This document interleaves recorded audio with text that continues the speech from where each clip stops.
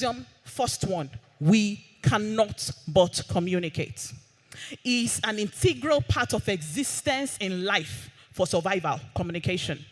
And it's sad that we overlook it because we feel we just need to talk. But yes, and success in life, with all due respect, you'll be a fool not to master it. How do you appear? How do people see you? How well groomed are you? I can't begin to emphasize this enough. Because it has shut down too many people. They feel it doesn't matter, but it matters a lot. You need to prepare and get yourself a branding. A branding that can open serious-minded jobs. The top is not for unserious people. The top is not for laybacks, and it's not for people, because you are going to have to judge by people. And they are usually not merciful.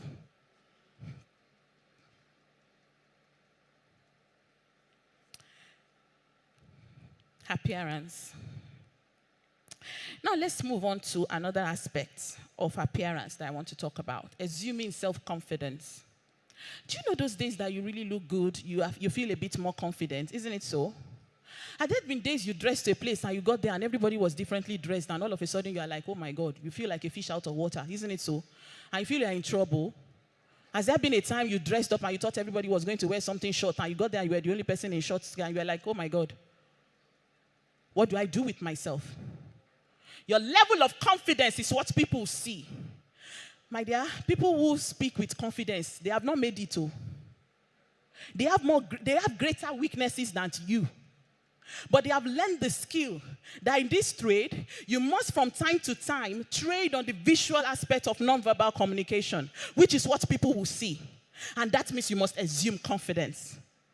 That means you must stand in front of them like you know what you're talking about. How many of us have had lecturers that you don't know, but you know that they don't know what they are talking about? You don't know. Students are olodozo. But when you stand in front of them and you don't know what you're talking about, they know you don't know. So you need to come up with a persona. Because a very important aspect of nonverbal communication is visual. People are looking at you. So you need to understand that from time to time, confidence around you. There has to be a fragrance of confidence. Find a stance that works for you. Find a position that works for you so you can assume confidence. Gestures and mannerism, we see that. What are those horrible mannerisms we have that we think doesn't matter? The way we sit, the way we look at people, the way we touch our noses, they matter. When multinationals want to employ you, they take you out for a dinner interviews. These are things they are watching out for, to be sure you know. Or else, you just don't know. You think you are qualified, but they've searched for those nonverbal cues and they didn't find it. The next one is a tactile aspect of nonverbal communication, the touch. How you can use touch to let people know I have arrived. Please, could you step up, please, sir? I absolutely love your t-shirt. I actually wanted to do a t-shirt this morning, but it didn't get to me early. I felt a little bit left out. It's not listening to me. Now, you're meeting me for the first time. You've not seen me before. And let's imagine I'm your boss. How would you give me a handshake? Give me a handshake. I'm your boss. That's it? Should I be expecting anything else? Shall I be expecting? Can we try that again? I'm your boss. Why are you bending? Because I'm your boss. Please, could you step up, sir? Let's make it quick. I have 7 more minutes. I'm going to overshoot that. Okay, I'm your boss. You're meeting me for the first time. How do you greet me? Okay. Did you just say ma? Yes, I did. Did you say ma? Yes, I did. Why? Courtesy demands I do that. Really? All the time? Well, maybe not all the time. Okay, so next time when you meet me, no ma. He says because it's the first time it's meeting me, so I'm asking, so the next time, no ma, we just cut the... Yeah, maybe sometime, somewhere. But since we are just meeting for the first time right now, then I think courtesy demands. I called you the respect. And respect is ma? Courtesy demand. Courtesy is ma? All right, let's start with contact as a means of nonverbal cues. And we're going to start with the handshake. Please come this way. Never look over the shoulder of the person you're having a handshake with. Peradventure, you also go for an interview. Never look over their shoulders. Look them in the eye. When you walk into an interview, greet everybody politely and sit as most comfortably. I'm not saying you should do what we call a big V. For the men, you sit with a V. But you sit down like, okay, we want to have an interaction. And then if peradventure you now want to have a handshake, please, I need you to raise your hand like this. Look at this web of her finger. Please, can everybody see this? This web must key. And then there has to be, please, hold me. Don't be afraid. Just hold. Just. Can we have like something like firm? Not too firm. You're breaking my bones. All right, something very firm. And then can we shake the hand? It's called a handshake because it's a handshake. Hand, firm grip. Anytime you give any Oyibo, you meet some people, before you even grip their hand, the hand is off. It shows you're not confident. Some of you are confident, but you don't know, so you go assuming lack of confidence because you don't know. You grip the hand, you hold it. Please hold. All right. Hold the hand, grip it a bit lightly. Now shake. That's a handshake. Now, this is the sign that Oyibo man knows as confidence. We know kneeling. We know ma. Oyibo knows a grip. Please grip. Please shake me. This man does not want to shake me. Thank you very much. That's fantastic. So we have a handshake. So we communicate non-verbally when we touch. Now, somebody said, ma, communication has a situation and a setting. So you want to try as much as possible to make sure that there are places where ma does not count. And there are places, if you don't give the ma, you are in trouble. So you commonsensically x-ray what is going on and you apply the rule accordingly. Thank you so very much. A handshake is a pleasure meeting you. Please give your neighbor a fantastic handshake and say it's a pleasure to meet you. Make sure it's a handshake. Also for ladies, you get to a new place of work and you are hugging everybody. In Africa, we are not huggers. And we are not kissers. People misinterpret hugs and kisses. Everybody you meet, oh, bam, oh, bam, oh, bam. You're not being social. You're communicating the wrong message. So watch it. Stop hugging anyhow. Stop standing too close to people. There's public space and there's personal space. When you stand too close to some bosses, they pick the signal, even though it has just been misinterpreted. You're just being nice. But you don't know that it's wrong. So you maintain public distance. You don't go hugging people, pecking them and kissing them. It is totally unprofessional because you're communicating and you're sending a message. Sometimes when you have a client and you want to pet your client, beautiful. But in scenarios where you're not very familiar with people and it is not called for, you absolutely leave them alone. Vocal aspect of nonverbal communication. Now, I want to quickly exemplify this. My time is going on. Can you tell us your name, sir? My name is Olalekon. Olalekon what? Olalekon Bello. What's your name, sir? My name is Olasukomi Bello. Okay, you're related? Oh, this is the wrong table. I need to find my way. All right, can you tell us your name? My name is Oguyemi Falashade Christiana. Are you related? Okay, can you tell us your name? My name is Oluwafemi Ikotu. I need another lady. Can you tell us your name, please? Danieloke Praise. Now, the way you say your name is your first ticket to stardom. Your first selling price is how you say your name. No matter how long, 20 your name is, stand in front of the mirror and develop a fantastic image-making way of saying your name. I've met a lot of people when they say their names, you can't even hear them. Some chew it. Ask me my name. What is your name? Okay, now I'm under an examination. My name is Anjola Robbin. You say your name like you have a... See, if you don't sell yourself, nobody will buy you. The first rule of selling yourself to getting ahead and getting opportunities is how you say your name. Every time I ask people their names and I know what I'm doing, I'm trying to pick how confident they are, how they can marshal their thoughts, and how they can project themselves forward. So please tell your neighbor your name. Don't accept if it's wrongly done. Correct them. Tell them I'm not buying that. Tell me your name. You're smiling, ma. Tell him your name. Now, the next one quickly is the use of time. Gentlemen, there is nothing like African time. There's only irresponsibility. There is nothing like this is Nigeria. It is only in Nigeria that we pride ourselves in being irresponsible. The most valuable assets we have in life is our time.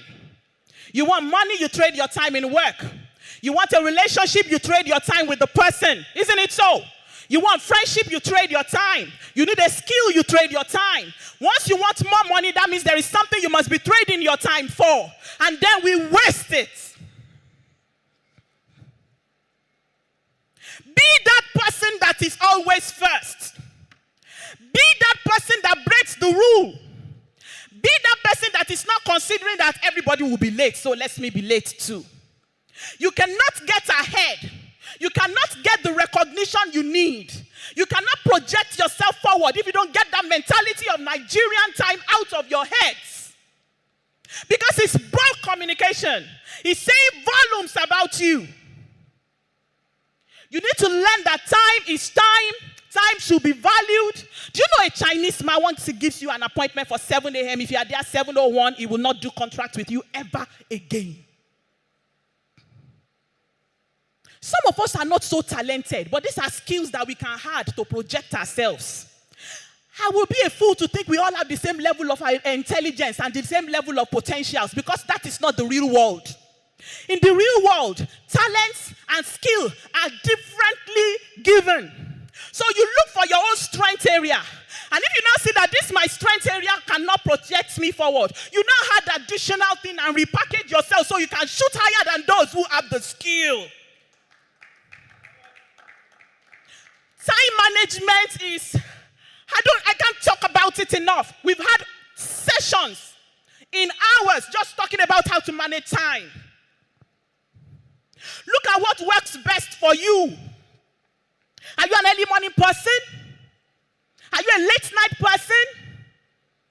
If you are coming late for events, I can tell you for a certainty it will affect every other phase of your life. Leave religion aside. The Western world perfected these skills we are teaching you today. That is why they are ahead. You don't need to be a born-again, spirit-filled Christian to understand the power of time management, to excel and project yourself forward. Please whisper to yourself, from henceforth, I will keep to time. I will manage time. There are free online courses you could take on time management. So some of us naturally have a problem with timing. So you need to work on yourself and project yourself. So do that. It is never a problem to stay ignorant. It is never the problem to be ignorant. It is to stay ignorant that is the problem. As a matter of fact, every phase of your life, you must find areas of your life that you are ignorant in and develop. That is what we call self-development. Because we are never perfect. I'm talking about communication skills. My mouth is going here and there. Then let me sit down again and somebody will teach me about something else I don't know. So that's why the world is a cycle. We go on learning. We go on perfecting a skill. Now let's quickly look now at physical space for communication. I used to tell women, once I walk into your office or walk into your kitchen, I can tell your personality from A to Z. I can tell how you can, if you cannot manage personal space, I cannot employ you. Because the way you manage your personal space is screaming at us. It screams at people. Your cars. Somebody wants to give you a contract and they put you in their car and there's biscuit and litters all over the place because you have children, because you're the only one that has children. You make it a point that this space must speak. And when it speaks, it must speak something positive. That little tiny space you have in your office, it could guarantee your promotion by the way you manage it. Time, space around us communicates a lot to people. And people interpret it and read meanings. And in order for us to be able to better position ourselves for opportunities will just come like this, like a shooting star. So you have to be prepared for it. I'll give $1 million to anyone that I feel, even sometimes when I, just casually pass my staff's office, I make sure I make a comment. Then you don't use images that are anti whatever you believe in. Now, let me quickly tell you this. Forgive me, madam. In communication, we preach neutrality. If you look at my card, there's no sticker. Because I go over all. So once I put deeper life there, Select people have a problem with me. Isn't it so? Neutrality is the word. You want to try as much as possible that the kind of image you put around yourself can open several doors, not just one. Because images communicate volumes. And people take that as a message. And don't forget, they hear it louder than your words. Now, finally,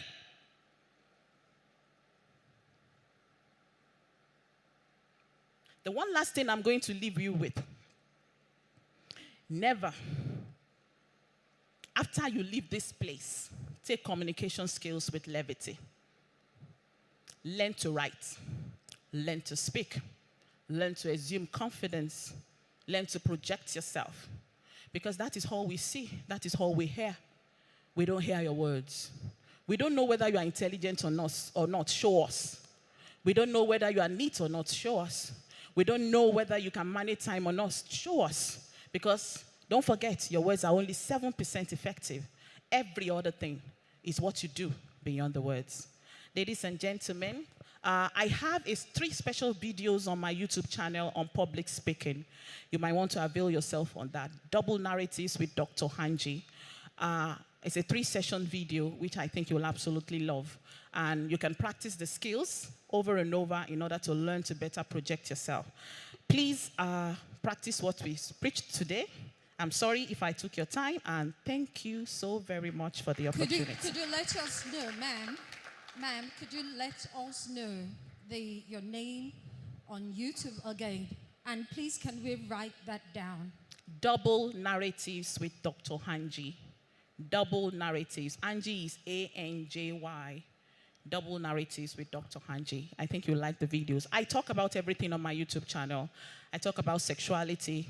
I talk about communications at every setting, parents, office, and what have you. You will absolutely... It's frank talk like you've never heard it before. You'll... Delectable one. And I'd like to give you... That one is only meant for us. There was, I don't